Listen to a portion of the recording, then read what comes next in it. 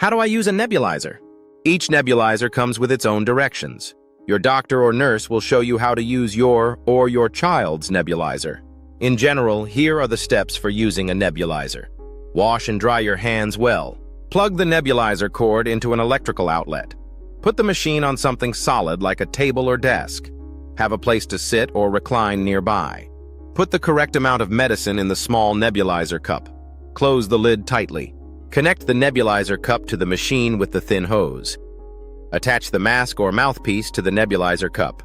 Mask. Put the mask over the nose and mouth. Turn the nebulizer on. You should see mist coming from the mask or mouthpiece. Sit up straight or lie back with the head raised.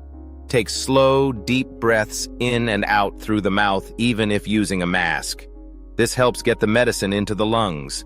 Continue breathing like this until all of the mist is gone. Tap the cup of the nebulizer every few minutes to move any droplets on the side to the bottom of the small cup. Most of the time, it takes about 10 minutes to breathe in all of the medicine. Turn the nebulizer off and clean as advised by manufacturer. At ThinkPedia Official.